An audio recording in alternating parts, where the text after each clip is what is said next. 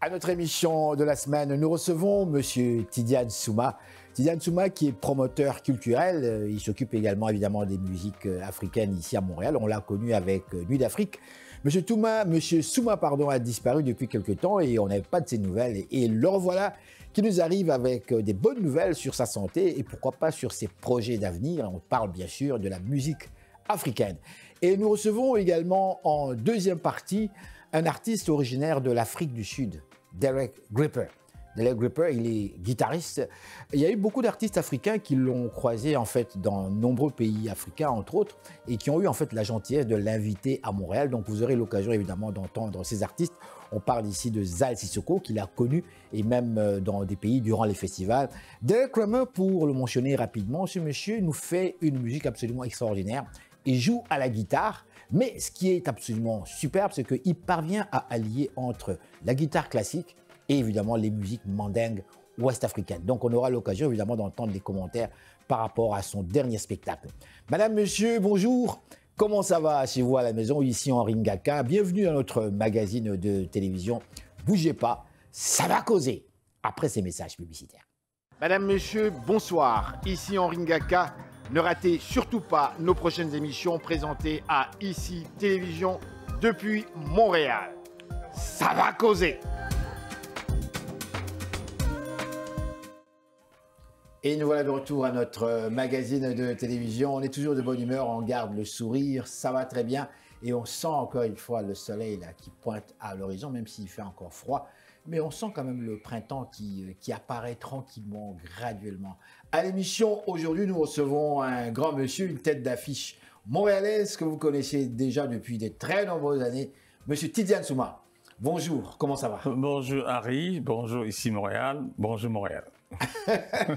Il y en a qui vont dire Tidiane Souma. Est-ce qu'il est là? Qu'est-ce qui devient Tidiane Souma? Ouais. Qu'est-ce qui devient Souma? Avant toute chose, j'aime bien quand même présenter mes invités de manière un peu plus précise. Lorsqu'on parle de Tidiane Souma, nombreux dans les milieux artistiques à Montréal vous connaissent, mais je pense que vous le savez, il y a une nouvelle génération. Du moins, moi j'ai remarqué qu'il y a une nouvelle génération d'artistes ici. Ils sont très très nombreux, croyez-le, ils sont absolument actifs. Ceux-là peut-être vous ont peut-être pas vu à l'œuvre, ici même à Montréal, mais moi je vous ai vu à fait l'œuvre. Mais avant d'aller plus loin, tout ça, qui est Tidiane Souma au juste? C'est une très bonne question, parce que je pense que le milieu culturel ou le showbiz n'a été qu'une couverture qui fait que je suis devenu, peut-être, on ne me reconnaît pas, on ne sait pas qui je suis. D'accord, je vais être synthétique parce qu'après ça, j'ai des nombreuses questions. Comme j'ai la chance justement de vous avoir, Mais croyez-le, vous savez, j'ai au moins 100 questions, au moins. je suis toujours ouvert. Donc, et on va aller vite. Alors, qui est Tidiane Souma? Tidiane Souma est un Guinéen d'origine, aujourd'hui québécois, canadien, qui vient d'un pays qui s'appelle Guinée, Conakry, parce qu'il y en a au moins 4 Guinées, et qui est d'une famille de patriarches fondateurs de la ville qui s'appelle aujourd'hui Conakry. Justement, je vais vous arrêter parce que des fois, on me pose des questions. Oui. Et quand j'ai la chance d'avoir des experts comme vous, j'en profite. Vous avez dit 4 Guinées. 4 Guinées. Il y a 4 Guinées. Il y a la Guinée-Bissau, qui est une zone lusophone où on parle de... Lusophone, donc on parle portugais. Hein? On parle portugais. Il y a la Nouvelle-Guinée, c'est vraiment zone française. Il y a la Guinée équatoriale, qui est un peu espagnol, un peu français, et qui sont un peu proches du Brésil. Et puis aussi, il y a la Guinée-Conakry, qui est un pays de la zone, c'est-à-dire une ancienne colonie française. D'accord. Ça, c'est mon pays. Je suis voisin à la Côte d'Ivoire, au Sénégal. Disons que je souligne, c'est le pays de M. Sékou Touré. C'est le pays de Sékou monsieur Touré. qui a donné le coup de pied au général de Gaulle Qui a dit non, en et qui fait, lui a ça dit va. dégage, on ne veut Voilà. pas de, on ne veut Voilà, surtout on a pas de cette tes fierté accords. jusqu'à aujourd'hui parce qu'il a dit non. D'accord. Voilà, donc je viens de là et personnellement, je viens d'une famille de la royauté de cette zone de patriarche qu'on appelle Soumatoumani, qu'on appelle Conakry, qu'on appelle la presqu'île du Kaloum. Donc c'est ma famille directe, je suis de la 4e lignée. Vous? Oui. Je suis de la 4e lignée. Donc je peux pas dire comme on m'avait déjà dit, j'avais déjà entendu une histoire, j'ouvre la parenthèse et puis je la ferme. Ouais, je suis d'une famille royale, c'est clair. Non. Si vous, c'est vrai, ça veut dire que mon père est le pape là. Non, moi je suis d'une famille royale. Ah bon? Et nous avons fondé la presqu'île de Kaloum. Ok. Et c'est une zone peut-être que les gens ne se situent pas, mais quand tu dis par exemple Toumania, Dubreka, Kaporo, Kaloum, Tout ça, c'est mes parents. Ils sont tous enterrés là. Ok. Donc, je suis heureux que le pays Guinée ait choisi l'endroit que mes parents ont fondé comme capitale. Donc, je viens de là. Je suis Sékou Ahmed Tidiane Souma. Et je suis de cette catégorie de Souma. En fait, dans le pays mandingue, lorsqu'on dit Keita, on dit Souma, c'est le même nom. D'accord. On est originaire de l'Empire Soso du Mali. Okay. On va aller vite ici. D'accord. Oui. Maintenant, ceci dit, à Montréal, moi, je vous ai connu comme un monsieur qui vraiment s'est spécialisé dans le domaine artistique, musical comme tel. Lorsque je vous ai connu, en fait, vous travaillez avec Nuit d'Afrique. Okay. Et quand je vous ai connu, vous étiez l'homme qui faisait des tournées un peu partout dans le monde, à Paris, aller rencontrer les grands artistes et autres. Où en êtes-vous aujourd'hui? J'ai préféré garder mon autonomie de 36 ans. 36 ans de carrière. De diffusion, de producteur qui fait aujourd'hui que, en termes de permanence et de la durée et de la capacité dans le pays de l'Afrique de l'Ouest, je représente comme le numéro 1. D'accord, mais qui avez-vous produit pour en arriver là, justement? Et j'ai produit presque toutes les stars africaines. De la dimension de Youssou, qui est la plus grande star. Youssou N'Dour, d'accord. Ouais, mais toutes les stars. J'en ai au moins 120 stars africaines que j'ai produites. Et qui, toutes, de Magic System, je suis l'un des premiers à les amener en Amérique du Nord. Et Africando, l'un des premiers à les amener en Amérique du Nord. En fait, j'ai produit tout genre d'artistes dans le monde. C'est un palmarès. Donc, Nuit d'Afrique, je remercie, parce que je suis passé là au moins de 2001 en 2008. J'ai fait au moins 8 ans directeur de programme. Je remercie Nuit d'Afrique, je remercie Touré. Et très bien, ce passage... Et Suzanne aussi. Et Suzanne, bien sûr. Oui. Ça m'a apporté un plus. Et j'ai fait au moins 120 villes dans le monde. J'ai tourné avec Alpha Blondy, j'ai tourné plusieurs stars. Donc, ce qui fait qu'aujourd'hui, je suis dans une sphère avec mon partenaire aux États-Unis, Mamadou Condé. Nous sommes en train de développer un marché de 80 villes pour tourner l'art africain. Donc, on travaille fort. Quand on parle de 80 villes en Afrique, ou bien on parle de 80 villes, je veux dire ici, il y en a 25 villes en Afrique. Oui. Il y a au moins 15 villes ici. Ici, au Canada, au niveau du Québec. L'Amérique du Nord. D'accord. Et puis le reste, c'est l'Europe. C'est des villes qu'on est en train d'interconnecter en termes d'immigration pour les visas, en termes de choix des salles logistiques, en termes de la sécurité pour créer une seule boîte. C'est-à-dire, on va créer une boîte unique de 80 villes. C'est un système, tu t'appelles Aringaka, je te mets dedans, tu tournes dans les 80 villes. Avec les mêmes règles, avec les mêmes partenaires. Donc, parce que lorsque tu as fait 36 ans, tu tournes dans le monde, tu accumules les relations, tu accumules les carnets d'adresses. Aujourd'hui, j'ai plus de 1800 carnets d'adresses, des vrais décideurs dans le monde du showbiz. Donc, j'accumule ça. J'en ai profité de ma période de santé, que je vis maintenant depuis 4 ans, pour faire ce boulot immense.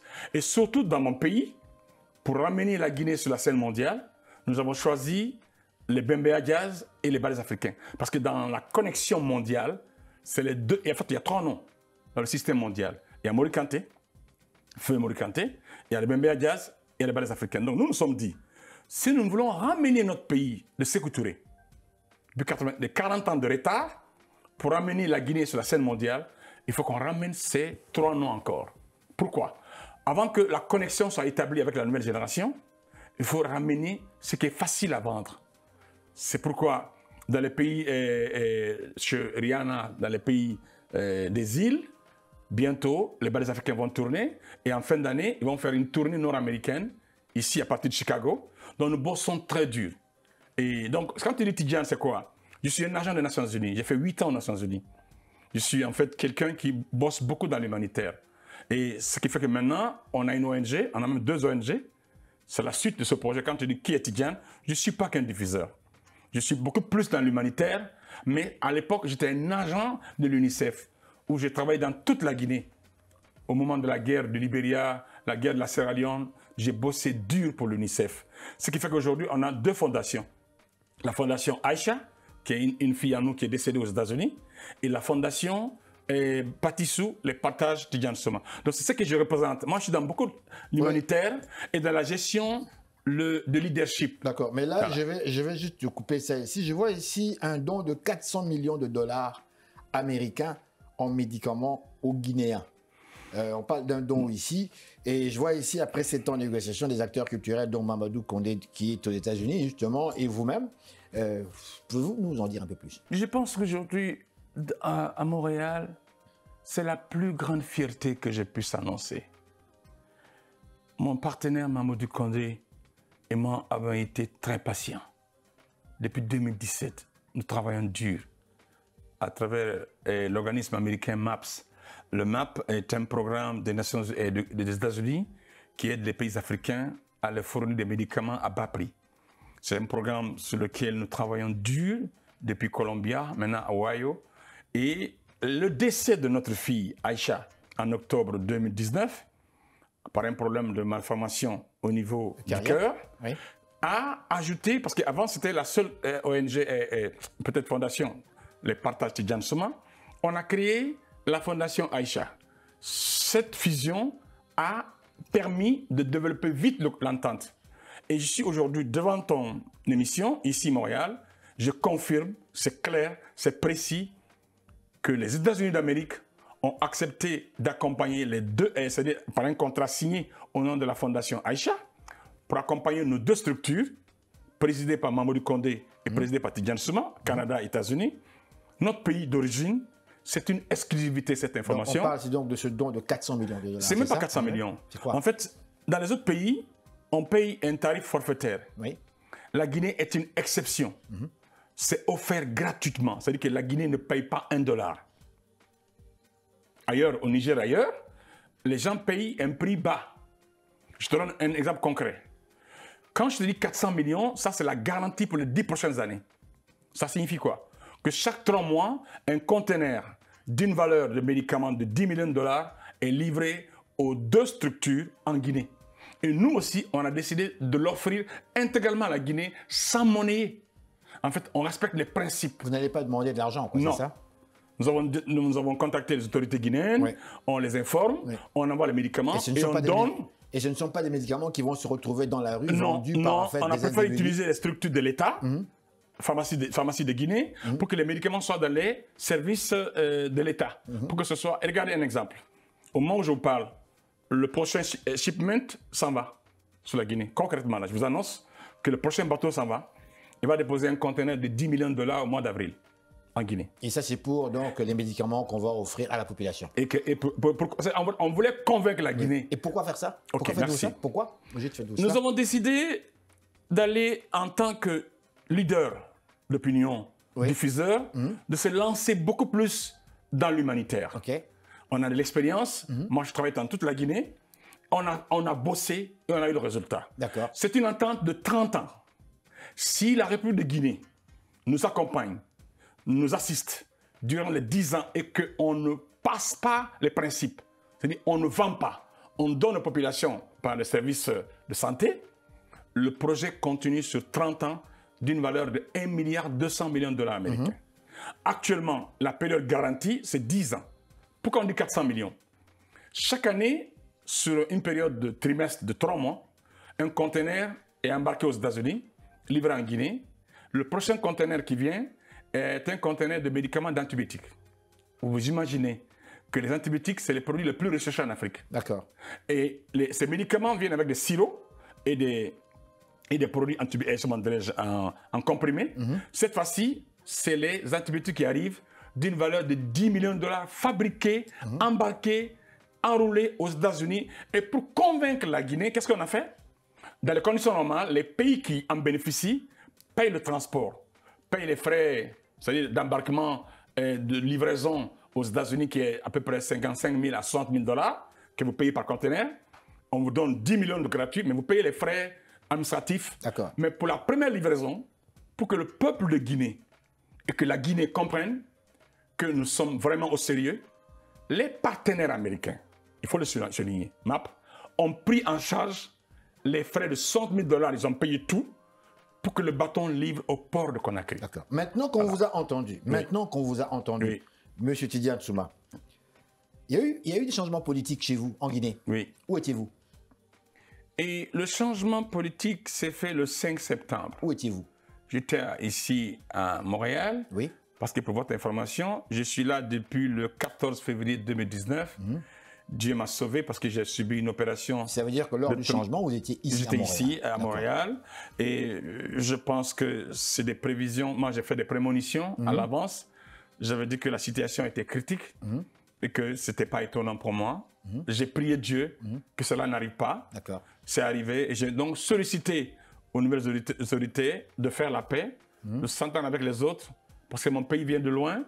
Mon pays a connu trop de violence depuis 50 ans. Certains parmi vos compatriotes affirment que vous étiez un proche quand même de l'ancien président, que vous entendiez très très bien et que d'ailleurs ce monsieur vous appréciait énormément en tant qu'un jeune sympathique venant de Montréal qui a plein d'idées. Il n'est plus le président. Il y a eu un changement politique actuellement chez vous. Quelles sont vos relations avec le nouveau régime ? Vous travaillez très fort, vous avez l'expérience des arts. On vous a vu en Afrique organiser des gros spectacles avec Kassav et autres. Quelles sont vos relations avec le nouveau régime? Sentez-vous réellement qu'il y a une ouverture à travailler avec vous, malgré l'aide, malgré tous les cadeaux que vous présentez? D'abord, commencer pour le président Alpha Condé, je le considère toujours comme un papa. Je ne changerai jamais ça. J'ai été un ami, un frère, très proche de son unique fils, Alpha Mohamed Condé. Et dans la vie, la fidélité d'amitié ne change pas. Pour vous, c'est très important? C'est très important. Moi, je suis un homme très fidèle. Et ça, c'est un. Et de deux, je me suis jamais mêlé à la politique. En fait, je n'ai jamais été militant. Malgré ce qui se dit contre l'ancien président, vous êtes toujours fidèle? Je suis fidèle et puis je n'ai jamais appartenu. Je n'ai jamais appartenu à un parti politique. Je n'ai jamais fait j'aime la Guinée, j'aide le pays. Donc, l'ancien président, j'ai fait un discours pour le dire à l'époque, Monsieur le Président, vous avez fait votre part de travail. Les gens le reconnaîtront un jour. Mais n'avancez pas, ne forcez pas. Bon, ça, c'est une prémonition personnelle. J'ai des facultés de prévoir le monde. Mais il y a eu un coup d'État. Il y a eu un coup d'État et je ne voulais pas ça. Pourquoi? Parce que pour moi, il a fait 50 ans de lutte politique dans le monde. Il méritait de vivre comme Obama. Donc, c'est le côté d'Alpha Condé. Mais pour les Guinéens, pour les Guinéens, c'est son propre fils. Enfin, entendons-nous, peut-être pas le fils de sang, mais c'est l'ancien président qui l'aurait formé, qui l'a envoyé en France, et tout. Et qu'il a fait de lui un militaire d'élite. Comme tel. Je ne pourrais pas. Alors, maintenant, beaucoup se posent cette question. Et on aimerait bien connaître vos commentaires par rapport à cela. Puisque vous étiez vous-même perçu comme un fils de l'ancien président. Est-ce que pour vous, est-ce que ça n'est pas une forme de lâcheté quelque part, de prendre la place d'une personne qui vous a aidé? Est-ce que pour vous, acceptez-vous ce coup d'État militaire? Considérez-vous que c'est bon pour votre pays, la Guinée? Madame, Monsieur, bonsoir. Ici Henri Ngaka. Ne ratez surtout pas nos prochaines émissions présentées à ICI Télévision depuis Montréal. Ça va causer. Ok. Vous voulez que je réponde? Je n'ai pas de tabou chez moi, mais je suis un leader d'opinion. Je suis une personne très populaire chez moi, sauf que ce que je dis est important. Je ne me prononce jamais sur une relation personnelle entre Mamadi Doumbouya et le président Alpha Condé. Ce n'est pas dans mon domaine. Et je peux me prononcer sur la crise qui est arrivée. Je ne l'aurais pas souhaité. En fait, je veux dire ici, on a commencé une tendance démocratique en 2010. Mon souhait était qu'on garde cette tendance jusqu'à aujourd'hui. Cet accident et cet arrêt, je l'ai prévu, je l'ai dénoncé, n'aurait pas dû arriver. Ça, c'est ma réaction. Pour revenir sur le nouveau régime, moi, je dirais à Mamadi Doumbouya, et si vous avez remarqué la dernière fois, il y a un journaliste qui est arrivé ici, Lamine Guirassi, qui est venu faire une émission à Edmonton, il est venu ici. Je lui ai répondu, je lui ai lancé un appel. Il dit au monsieur le président, Mamadi Doumbouya, que certainement il peut être un jeune frère, mais c'est un président, donc c'est mon grand frère. C'est la tradition africaine. Que j'aurais aimé qu'il profite de sa transition pour réconcilier le pays. Parce que le pays, politiquement, est trop divisé. La Guinée n'a connu que la politique, n'a pas connu autre chose. Regarde ici au Canada, les gens s'en foutent de la politique, ils sont dans autre chose. Mais la Guinée, c'est la politique numéro 1, qui fait que tout le monde vit de la politique. Donc ça, on doit taire cela pour changer de stratégie. Moi, je dirais à Mamadi, mon conseil que je lui ai donné au président de la République, tu ne peux pas résoudre tous les problèmes de la nation en 2 ans. C'est une grande nation. Je lui ai dit, réconcilie le monde, laisse la partie politique dans la main des Nations Unies, dans la main des organismes, ils le planifient, toi, bosse, travaille. À la fin, le peuple jugera. Mais lorsque tu es impliqué dans les histoires politiques et en même temps dans les histoires économiques, une partie va dominer l'autre. C'est que tu dis être victime du système. C'est ça mon conseil de Guinéens, de citoyens. L'accident arrivé, ça n'a été le souhait de personne. Aucun Guinéen ne souhaite un coup d'État en Guinée. Aucun. Donc quand c'est fait, c'est fait. Maintenant, il faut en profiter pour séparer les choses.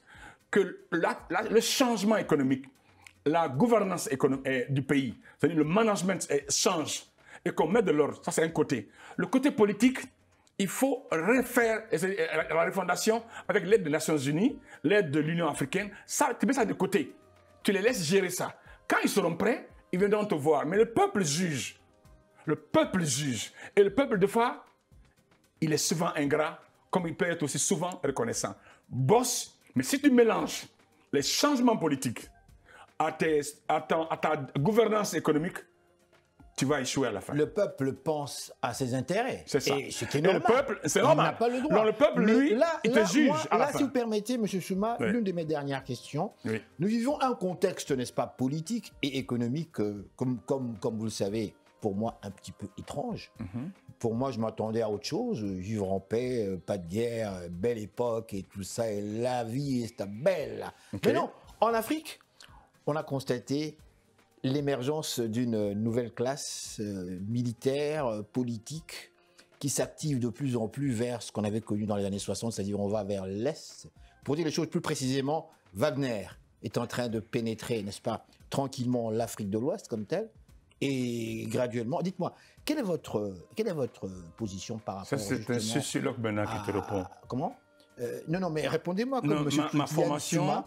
je suis un Dites-moi, quel est sociologue. votre, Je suis un oui. sociologue qui a une spécialisation de la maîtrise de l'enjeu géopolitique de l'Afrique. Allez-y, oui. C'est-à-dire que, parallèlement à mon activité de show business, j'ai une approche sociopolitique de l'Afrique. D'accord. Pour moi, c'est un échec. Qu'est-ce qui est un échec? Quoi? Ok. Quoi? En fait, c'est une répétition d'échecs. C'est-à-dire? Au début des indépendances, nous avons fait nos erreurs. Le cas de Bokassa, comme exemple. On a eu beaucoup de cas comme ça. La mauvaise gestion, D'accord. le détournement. On a quitté l'époque. Mais Dans les années 90, Sékou Touré, en 60, en 59, 60, 58, avait dit à De Gaulle, je ne veux pas entendre parler de tes histoires d'accords de coopération dégagés. Déjà, en ce moment-là, on avait vu qu'un homme comme Sékou Touré, c'était un leader africain qui montrait un peu cet exemple de en fait, dire nous sommes indépendants réellement. On n'est plus des enfants, on veut être indépendants. Ok. Donc, il est allé vers la gauche quelque part. Est-ce que- Aujourd'hui, on regarde les jeunes Oui. qui disent aussi, voilà, on a fait affaire avec vous, on a remarqué que la France, ça ne va plus, vous vendez des armes à nos ennemis, on va aller voir un petit peu Wagner. On a vu la Centrafrique, on a vu d'autres pays. Alors ma question ici, pour la Guinée, elle est claire, pour la Guinée, comment voyez-vous l'avenir? Est-ce que sentez-vous que Wagner va avoir une pénétration également vers votre pays, puisque déjà en 60, Sékou Touré pensait vers la gauche?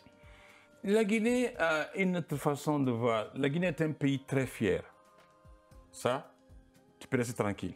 La Guinée a horreur d'être commandée, a horreur d'être dirigée. Moi, je ne crois pas à ça. Je ne crois pas du tout. En fait, la Guinée est un pays que, quel que soit le régime, si tu as remarqué, quel que soit le régime, on refuse de se soumettre à l'étranger. Ça, c'est non. Ça, c'est le Guinéen dans son sang. Pour revenir à ta question, pour la Guinée, dans les années 90, l'Afrique a connu le rebondissement des pays démocratiques. C'est-à-dire, on a quitté le totalitarisme pour aller dans la démocratie. Sauf l'erreur est où? Un semblant de démocratie. L'erreur est D'accord. où? D'accord. On s'est vu soumettre au FMI, se soumettre à la Banque mondiale, qui nous ont éliminé toute notre indépendance économique. Regarde le cas de la Guinée. On a fait fermer toutes les usines, on a fermé toute notre économie, on s'est mis à une économie de marché sauvage, qui fait qu'aujourd'hui, on est retourné à la case départ, ce qui fait ressortir maintenant les militaires. Pour te dire quoi? Le Wagner, pour moi, voir qu'un pays indépendant depuis 50 ans, 60 ans, doit être aidé par un groupe de Wagner, pour moi, c'est un échec. Je le dis haut et fort. Pourquoi? Parce que je ne peux pas comprendre qu'on pèse entre la France et Wagner pour vivre. On est indépendant soumis 100 ans. Moi, en tant que sociologue, qui a fait de grandes études et qui a étudié ici au HEC en leadership organisationnel, j'ai étudié, j'ai fini, et je vois mon pays où c'est d'autres qui viennent nous donner comment nous commander. Pour moi, c'est un échec de voir la France quitte, la France vient, Wagner va, Wagner vient. Ouais, pour le pays indépendant, pour moi, c'est une erreur. Attendez. Lorsque le pays dit on va chercher un partenaire d'affaires parce qu'on qui est a faible. une spécialisation dans un domaine technique. Non. Est-ce Là, que c'est c'est mauvais? Non. On va aller chercher un pays pour notre sécurité. C'est un échec. Regardez, l'incidence de la Libye, c'est qui? C'est la France. S'il n'y avait pas eu l'histoire de la Libye, il n'y aurait pas eu cette rébellion de djihadistes. On n'a jamais connu en Afrique de l'Est un djihadiste. C'est la conséquence. C'est ce que certains prétendent. C'est clair, c'est pas ça, c'est ça. Mais on n'a jamais connu ça. On n'a pas toutes les preuves. Non, c'est ça. Parce ça continue. Non, c'est venu après la Libye. C'est après la Libye qu'on parle aujourd'hui de djihadistes au Burkina, de djihadistes au niveau de même la menace sur une partie de la Côte d'Ivoire, au Mali. Parce que l'Europe a toujours la main quelque part. L'Afrique doit être soudée. Si tu vois qu'on se rébelle à gauche, à droite, c'est que la gouvernance n'a pas marché. Le semblant de démocratie n'a pas marché. Ça veut dire qu'il y a un échec notoire. On ne doit pas voir ça, on doit se donner la main. Moi, je dis, la démocratie sauvage, certainement peut-être était mal adaptée aussi. Donc, pour moi, quand on a eu le temps de s'écouter, c'était une période. Si la Guinée, par exemple, avait bien gardé l'économie que Sékou Touré avait créée et en faire une très bonne gestion, après, aujourd'hui, on ne serait pas là. On a fait 40 ans d'échecs d'économie libérale. Donc pour moi, les Africains, on est toujours soumis au FMI, Banque mondiale, Wagner, Pierre, c'est un échec. 54 pays africains, pour un sociologue que suis-je, pour un fils de pays africain que je suis, c'est une honte. Pour moi, regardez un nouveau de céréales. Attendez, Monsieur Souma, l'une de mes toutes dernières questions ici. Oui. Vous êtes Montréalais, Oui. comme moi, frérot. Vous avez passé des très nombreuses années ici, au Canada, à Montréal. 23 ans. Pratiquement. Ouais. Vous êtes retourné au pays. Oui. Je me rappelle très bien, puisqu'on était en contact. J'ai fait 10 ans presque. Vous avez créé votre organisation sur place. Mais ce que je sais de vous, vous avez eu cette chance par rapport à nous d'échanger personnellement avec le président de votre pays, n'est-ce pas? Oui. Vous avez eu cette chance-là de parler comme ça, direct, discuter d'homme à homme, Oui. très franchement. Et m'écoutez beaucoup parce que moi, je suis direct. D'accord. Ma question ici, Oui. à partir de cette expérience-là, avez-vous senti réellement en un leader africain qu'il y a cette volonté réellement de changement dans nos pays? Un homme sage, un homme instruit, c'est pas n'importe qui ce monsieur-là, un homme très instruit. Alors ma question ici, avez-vous réellement senti de par son expérience que réellement il y a des leaders en Afrique qui souhaitent, qui veulent réellement un changement, ou bien tout simplement on nous raconte des histoires, c'est de l'heure, parce que certains disent que ce sont des simples agents que l'Occident installe et puis ils font ce qu'ils ont à faire et puis c'est tout. Alors, vous avez l'expérience. Pour le cas spécial de la Guinée, comme on parle de la Guinée, on parle du président Alpha Condé. Je pense qu'Alpha Condé a fait plus de 45 ans de lutte politique. Et certainement 10 ans étaient petits pour lui pour satisfaire tous ses vœux, tous ses rêves. Ça a été une grosse erreur. Ça, je le dis, la vérité, parce que dans la vie, nous sommes tous des croyants, ou chrétiens ou musulmans. Lorsque le bon Dieu vous donne, vous prête, il ne donne pas le pouvoir, il te prête le pouvoir. Lorsqu'il te le prête, ça veut dire que use-le bien. Si tu l'abuses, il va réagir mal. Moi, mon souhait, toujours jusqu'à maintenant, le président de la République avait un grand bagage. Il avait un carnet d'adresses qu'il a donné. Aujourd'hui, les autres vivent de ça, de son résultat qu'il a mobilisé. Aujourd'hui, les autres utilisent ça. Ça veut dire quoi? Il a eu 45 ans sans être au pouvoir. Il a eu 10 ans, c'était petit pour lui. Mais pour moi, il devait préparer sa relève.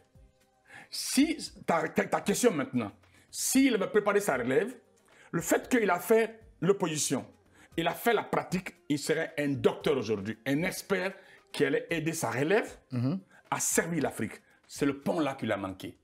C'est le fait de dire, je n'ai pas tout fini en 10 ans, il faut que je continue. Ça a été le faux pas. Alors, okay, donc pour moi, pour répondre à ta question, la nouvelle génération doit être soutenue, aidée par les anciens. Ce transfert de pouvoir, ce transfert manque en Afrique. Les gens ne veulent pas quitter le pouvoir en Afrique. Ils veulent faire 10 ans, 20 ans, 30 ans. Moi, j'aurais aimé aujourd'hui, moi, appeler Alpha Condé, Nelson et Obama. Aujourd'hui, il aurait maintenu son parti, peut-être faire une élection, il aurait fait des conférences de presse dans le monde. C'est ce rêve-là que j'avais pour lui. Mais pas un rêve d'un coup d'État, pas un rêve d'un président à gauche, à droite. D'accord. Donc, il n'y a pas eu de transfert. Donc, pour répondre à ta question, honnêtement, je profite du cas d'Alpha Condé pour lancer un appel à tous les chefs d'État africains. Oui. Accepter de transférer pacifiquement le pouvoir. Ça aide l'économie, ça aide le pays. D'accord. Voilà le conseil que je donne. Parce que quand vous maintenez et quand vous forcez, les conséquences s'appellent des coups d'État. Ma dernière question, et on va être bref. Oui. Vraiment bref. Oui. Tidiane Souma, on vous déclarait mort. Êtes-vous un esprit? Et On vous déclarait mort. Vous êtes un homme mort. Comment c'est que je suis là avec vous, assis avec vous, en train de discuter encore comme C'est la avant? meilleure question de mes 55 dernières années. Ce que tu viens de dire. Spirituellement, oui. En fait, je n'étais pas né. Qu'est-ce qui s'est passé là? Ok. Vite fait. Le fantôme Tidiane qui était né, c'est vrai, il était mort. Le vrai Tidiane, il est là aujourd'hui. Je voudrais dire merci au Québec. Merci au Canada. Merci à cette santé qui m'a détecté et qui m'a sauvé. Je suis sûr que si je serais resté en Guinée avec le coronavirus, j'allais mourir. Et dans mon pays aujourd'hui, on annonce que je suis paralysé, que je vis dans les poussettes. Et pourtant, aujourd'hui, nous sommes le 20 mars 2023. Vous portez pas des couches, par Je suis venu à pied. Je ne suis même pas venu en voiture. Je suis venu à pied à ici, Montréal. Voilà, à Ringaka, voilà moi. Mais c'est normal, parce que cet homme... Dites-moi, qu'est-ce qui s'est passé au juste? Ce qui s'est passé, en fait, c'était quand tu es trop gros, quand tu es trop haut, quand tu as dominé ton marché, tu as des fois de la haine, de la concurrence, des fois tu as de la jalousie sur toi. Il faut l'accepter. Hein? Il faut l'accepter. Ça, c'est un. Et de deux, dans ma vie spirituelle, j'étais un homme mort. Honnêtement. Parce que j'ai fait un accident dans le coma, où j'ai fait 15 heures, j'étais paralysé, on m'a mis dans l'avion, je suis arrivé ici, on m'a sauvé la vie, voilà 4 ans. Il me porte bien. Attendez, vous parlez tellement vite. Vous avez fait un accident chez vous, dans votre pays? J'ai fait un accident devant le portail de la télévision nationale de Chaumont. En fait, Guinée. Comme tu disais, Radio-Canada. Oui, donc vous êtes arrivé devant la station de télévision. À côté de l'ambassade des États-Unis. Oui. J'ai fait un accident entre la vie et la mort. Ça veut dire un camion vous a carrément Non, rentré dedans? parce que en fait, j'étais en retard. Je venais pour 2 programmes, j'ai garé la voiture, j'ai pris les motos. Oui. Donc j'avais une moto, il y avait une autre moto devant moi. Oui. Arrivé là, boum, une autre moto, une troisième moto est venue, boum. Pour les gens, j'étais mort. On m'a laissé là, sur le goudron, et puis on m'a vidé l'argent, on a pris mes téléphones. Il a fallu, oui, devant le portail. Il a fallu, par coïncidence divine, un artiste du nom de Eli Kamano, et des passages. Comme c'est la télévision nationale, il s'arrête. Il vient, il dit, qu'est-ce qu'il y a ici? On dit, ah, le gars là est mort. Donc il vient, il dit, mais c'est le boss. Il me met dans la voiture, il m'amène à l'hôpital. Et de là-bas, on fait le scan. L'hôpital se trompe. Plusieurs scans. On dit que c'est le cœur qu'on a m'amené en Tunisie. Le bon Dieu a dit non. Tu reviens chez toi. Tu reviens au Canada. Arrivé là, c'est là maintenant qu'on fait le scan. On dit non, monsieur.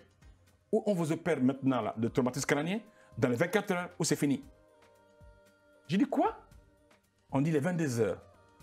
On a fait votre scan. Si d'ici demain 18 heures, vous n'êtes pas opéré, vous êtes à l'étape d'AVC. Dieu a dit non. On m'a opéré à 13 heures à l'hôpital général de Montréal. On a déchiré ici. On a mis le sang qui est sorti. J'étais paralysé. Toutes ces femmes intervenantes qui m'ont fait traîner, qui m'ont marché. Ici, j'avais perdu ce côté-là. J'ai fait l'hernie discale. J'ai fait traumatisme crânien. Et 20 ans que j'attendais le résultat de hernie cervicale, tout a marché. Donc, je suis un revenant.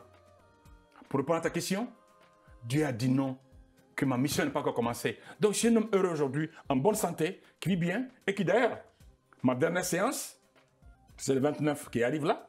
Et puis, pour la chirurgie esthétique. Vous voyez ça? Juste, on doit m'enlever ça. En fait, c'est cousu. On va enlever juste la couture, on va laisser une trace. C'est la dernière, et puis je retourne en Guinée pour aller voir ma famille, aller voir mon pays. Donc, le revenant est là, je ne suis pas mort, je me porte bien, je suis en bonne santé, grâce à la santé, grâce à la médecine du Canada et du Québec, et grâce à la contribution des contribuables canadiens et québécois. Et montréalais, bien sûr. Et montréalais surtout. On va leur dire merci. Montréal, merci. Oui. Québec, merci. À tous ces médecins intervenants J'en ai eu 9 par là, 12 par là. Ils sont occupés de moi. Ils disent que je suis un... Et puis, là où j'étais, ça c'est une autre information, exclusivité pour vous. Vite fait, parce que dans le centre où j'étais, oui. nous étions examinés à 325 personnes sur 4 ans. Je fais partie des 4 personnes qui sortent idem, qu'on appelle aptes. Ça veut dire que le cerveau est devenu plus intelligent. Je n'ai connu aucune conséquence négative. Ah bon? Et ça paraît, parce que vous pour parlez, moi, ça paraît. Et puis je retiens, mais même ce que j'ai oublié à 20 ans, 40 ans, tout revient. Ils m'ont sauvé, Dieu revient. a fait ça. En fait, il m'a restauré. Mais je le sais. Là, il m'a soigné. Là, monsieur Touma, donc je suis un homme heureux. Là, monsieur Touma. Montréal, merci. Québec, merci. Et à tous ces Guinéens, à tous ces amis de près ou de loin qui m'ont aidé, qui m'ont sauvé. Arigaka. Merci. Merci à vous. Au Canada, merci au Québec. Monsieur Souma. Voilà. Merci beaucoup. Allez, voilà, madame, monsieur, restez là. Nous sommes de retour tout de suite après ces réclames publicitaires. Madame, monsieur, bonsoir. Ici Henri Ngaka. Ne ratez surtout pas nos prochaines émissions présentées à ICI Télévision